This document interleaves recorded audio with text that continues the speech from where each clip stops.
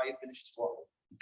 Okay, first of all, there was somebody who wanted to come today, but he couldn't make it. His name is Rabbi Avram Binsky, and he has a big shul and congregation in Flatbush, Kahilas Moreshes Yaakov. And he told me that his entire mother's family was killed in the 9th Fort, except for his mother who survived. And then there's a few aunts who survived the Kovna ghetto. So I just asked him, he asked me if we could please light a candle for them. And actually, I'm here as a representative of 50,000 people who died in Vilna in the Beis Forest in the cemetery, in the Snipiskes cemetery, which is in danger of, it is being desecrated daily, and it's in danger of being really desecrated because I think I spoke about this a few years ago, that the Lithuanian government wants to build a convention center on the cemetery grounds. And we've been fighting, we're the Save Vilna Coalition, we've been fighting, we've been doing pressure with the American government, with the Israeli government, against the Lithuanian government, with the Lithuanian government, trying to use everything possible. The latest news from there is that they have put a temporary freeze on the building plans due to economic reasons. And however, day after day after day, this desecration continues. It's an open cemetery, no gate, no fence, no anything around it. You've got drug addicts there, you have alcoholics, you have dogs doing whatever they do over there. This is what's happening on the cemetery of 50,000, the oldest cemetery in Lithuania, the largest cemetery in Lithuania. The American government has estimated over 50,000 graves are in that cemetery, and it's really in danger day after day after day.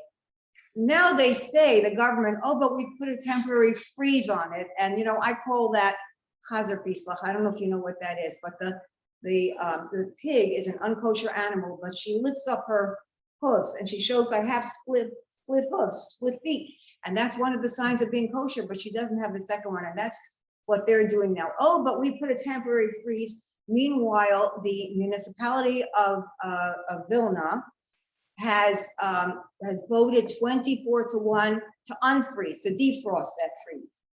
And when we asked, we have permission to go and pray on the cemetery grounds, could we have permission to put a fence around and protect it, et cetera, the answer is a resounding no. So we're still trying. We're really, really doing every single effort possible. You know what? I see that the people here and the people who are watching, those are the ones who still have a connection. There's nobody left after the war, after the Holocaust. There's nobody with a connection there to care, to protect. So we have to be the ones to do it. So what I'm just asking of all of you, anybody who's here, or if you know influential people, if you know congressmen, if you have a connection to anybody in Lithuania, if you have any ideas, you have connection to media, anything, we really need the help of people who care and people who still have a connection. And we do have a picture of it. We do have a website, and it's called SaveVilna.org. Save Vilna, SAVEVILNA.org. And you just go onto that website and you can find out all the information. And you can press contact to let us know what you can do to help. And really, it's you know, somebody told me, and this I'm gonna end because I'm always left with this.